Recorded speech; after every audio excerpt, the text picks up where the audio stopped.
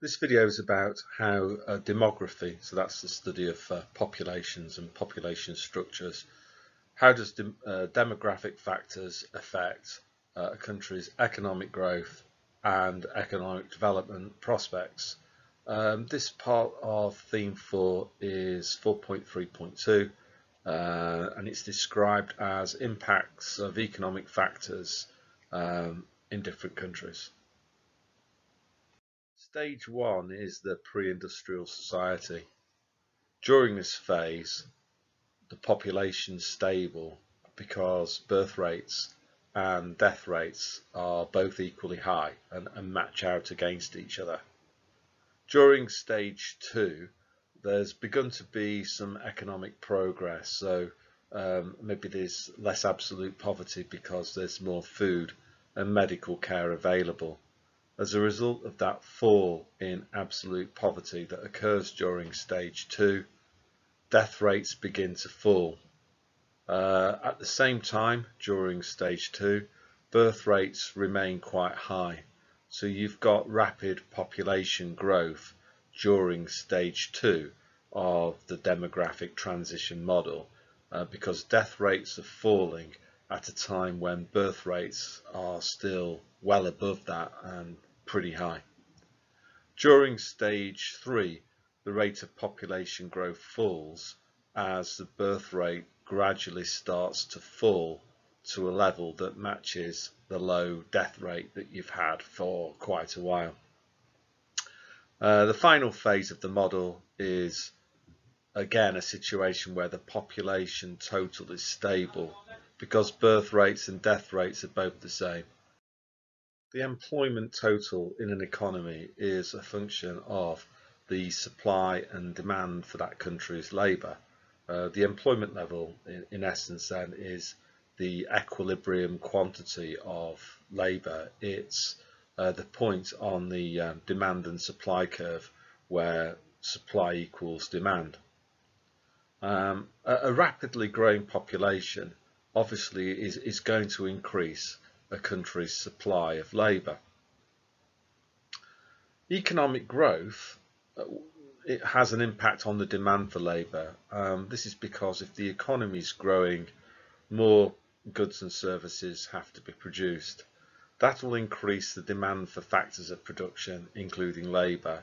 So when the economy grows, the derived demand for labour will also grow too.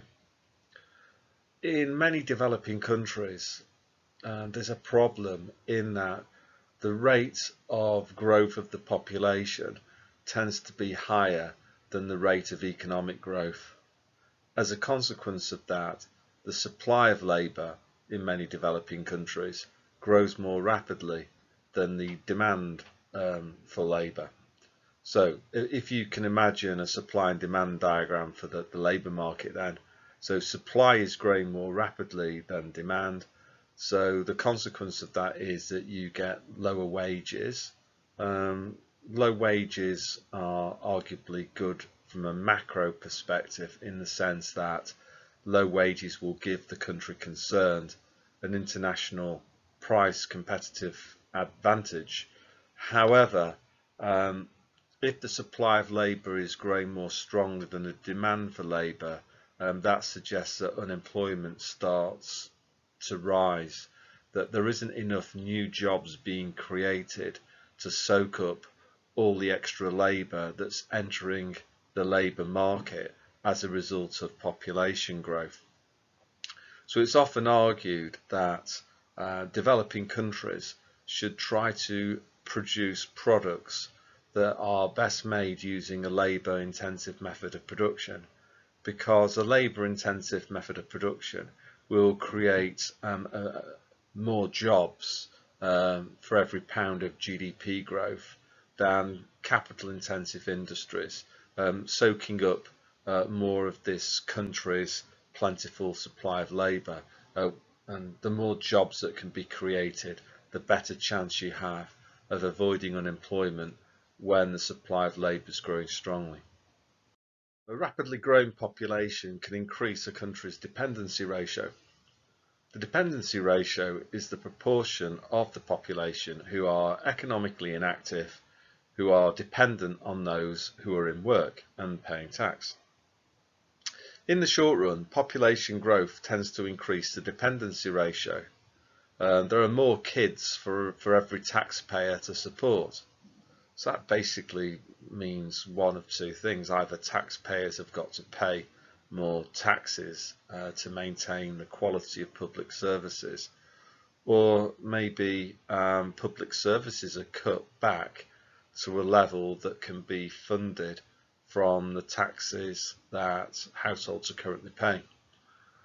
A relatively young, rapidly growing population can have implications for government spending.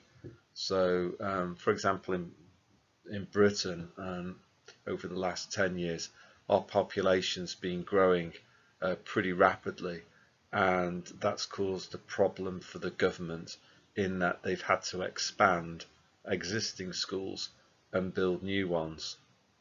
So it's really, the same would apply with the NHS. And it really is quite interesting because politicians will talk about how NHS spending has increased. Yeah, this is true. It's increased in nominal terms. It's also increased in real terms because the nominal increases have been greater than the rate of inflation. However, journalists will still point out problems with rising pupil-teacher ratios in state schools and growing NHS waiting lists because the increase in real terms spending has lagged behind the rate of population growth in the UK. So you've got this combination of increasing real term spending, but that translating into falling per capita spends. So the picture shows some communist art from China, and as many of you will know, the Chinese Communist Party operated a one-child policy for decades. You might just want to pause the video now and have a think about why. So you've probably done that now. The answer is the Chinese government was probably very concerned about achieving the rates of economic growth needed to match the rate of Chinese population growth. So by limiting family size to one child per family, that meant that the Chinese Communist Party could achieve rising per capita incomes from a slower overall rate of economic growth. And you might ask yourself, well, why are they even bothered about per capita incomes? Well, if you're not able to lift per capita incomes, that could cause unrest. China's communist rulers probably didn't want that. They didn't want to be strung up on lampposts. So we'll have a digression at this thought at this point in time. So the digression is, yeah, something quite interesting, really. Just the link between authoritarian ideologies and art. In essence, I think quite brutal, really. The picture on the bottom there is a building that German fascists built in Berlin in 1930 something. And it was the main building that housed the Luftwaffe's, the German Air Force's kind of admin people. I actually saw that building. I was taken around a tour of East Berlin in the, when would it be, mid 1990s. And it was I found it quite amusing that the communists, the communist government of the DDR actually took over those buildings, and inside some of the alcoves there was this mural of brave socialist workers, committed to national unity, pure collectivism. And again, I don't know, I just think it's all quite brutal, really, and this idea of sacrificing, the individual having to sacrifice themselves for the greater collective scares me to death, really. Awful. So moving back on track, it's not just the total of a country's population that matters, the size of the population. It's also the structure. So, this next part of the presentation is about how an aging population can also cause a country's dependency ratio to rise. So the great example of this is Japan. So Japan's population has been falling because the birth rates collapsed.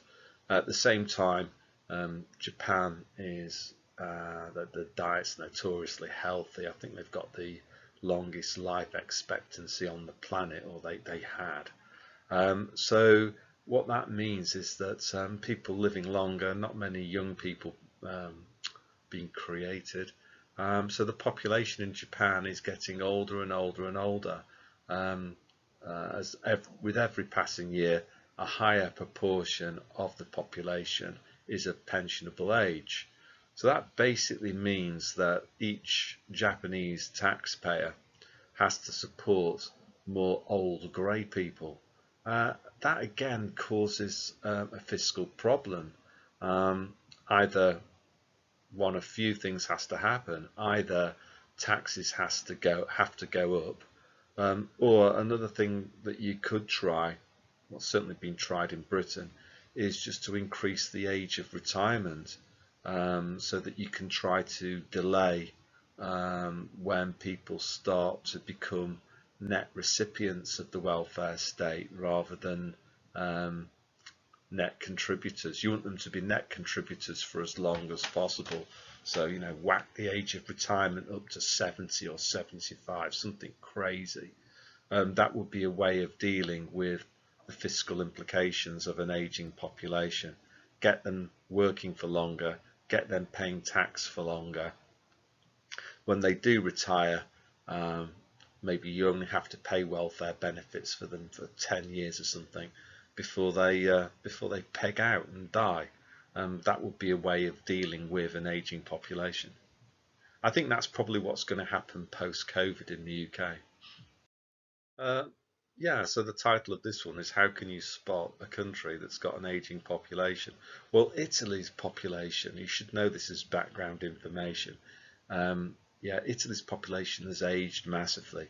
Again, a lot of that is down to the birth rate collapsing. My own theory on this, a lot of this connected to house prices. So young Italians, they find it difficult to get married and start families because the price of housing in Italy has rocketed over decades, and at the same time real wages have gone nowhere. So you get basically aging pop stars. That's you can tell when you're in trouble when pop stars look like that. That's Eros Ramazzotti, by the way. So, does rapid population growth constrain economic growth and economic development?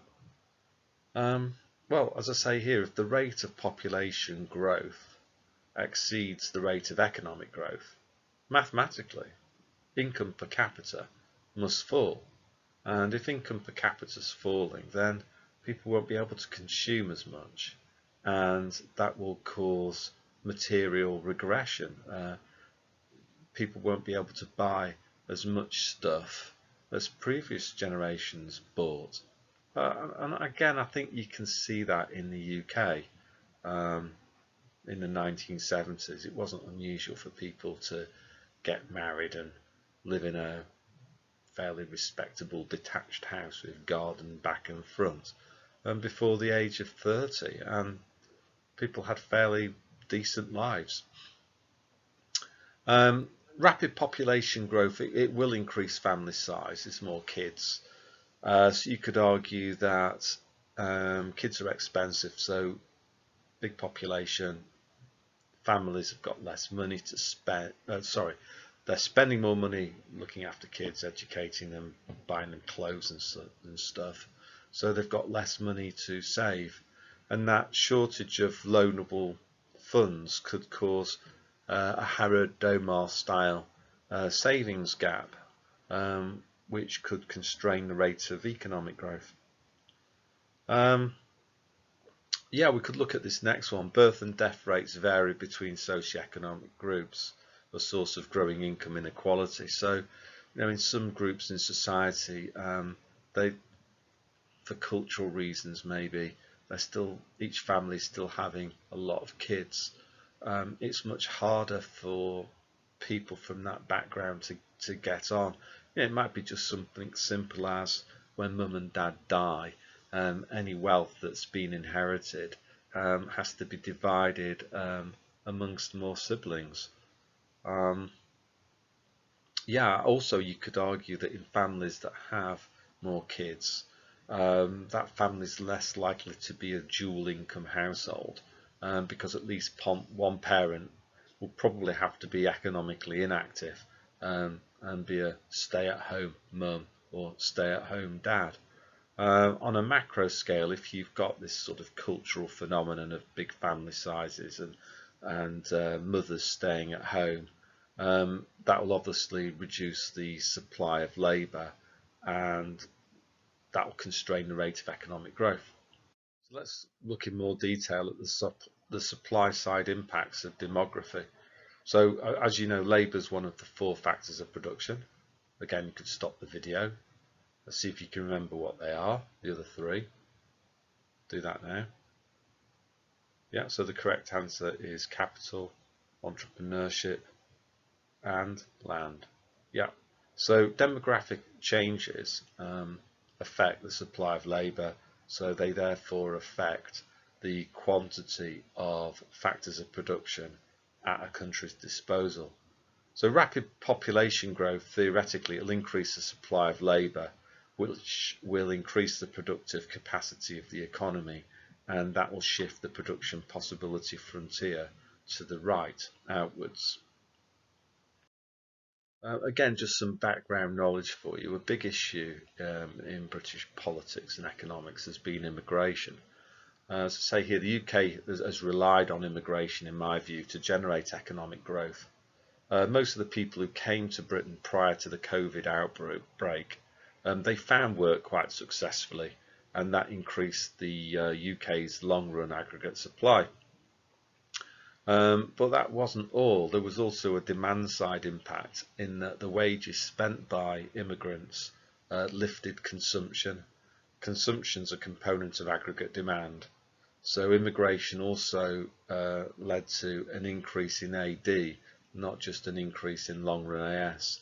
And as you know, increases in AD can cause short-run economic growth if there's a negative output gap that can be closed.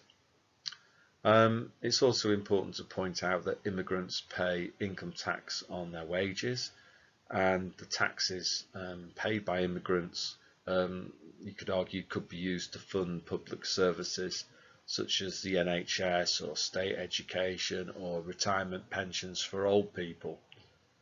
However, will immigrants also become old too at some point in the future? Is that a question? I don't think so. It's a fact, isn't it? At some point, if you invite somebody in who's 20, in 45 years' time, 50 years' time, that person will be due a retirement pension. That person will probably be a heavy user of the NHS. Therefore, is immigration a long-run solution to the problem of funding welfare benefits and public services? It will certainly help in the short run, but you can make up your own mind about whether whether immigration is a long-run sustainable solution to the issue of financing public services. You can make your own mind up. Immigration also increases GDP, but the impacts on per capita income, it's less clear.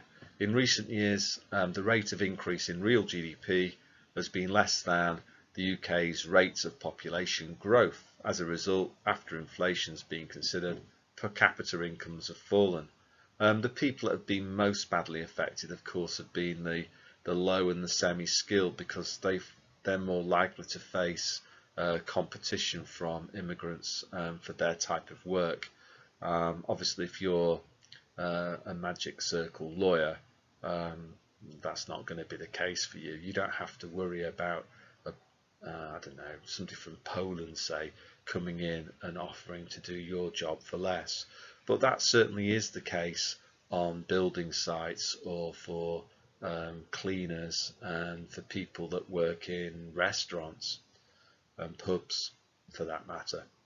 So in the past, yeah, it's probably in excess of 5 million people from various Eastern European countries came to Britain to look for work. So an exam question might ask you to assess the micro and macro effects of that migration for Eastern European countries. And the answer really is it's just going to reverse it, isn't it? That those countries are going to experience a decrease in their supply of labour. So that's going to lead to higher wages in those countries. And that's what's happened. I know personally of several people, high qualified people from Eastern Europe, who've gone back home because the maths doesn't work for them anymore. Wages in Britain have been stagnant. Meanwhile, wages back home, because there's a labour shortage, have been going up. And yeah, they've said, bye bye, we're off. And I don't blame them at all for that. The article on the other side of the page is from that well-known not being joking, well-known publication called The Guardian, and even this sort of far left-wing journalist, Polly Toynbee, has pointed out quite correctly that immigration to Britain has made the rich richer and the poor poorer. So you could maybe have a read of that and decide whether Polly Toynbee is right or wrong on that. So coming towards the end of the presentation, so why does demography matter?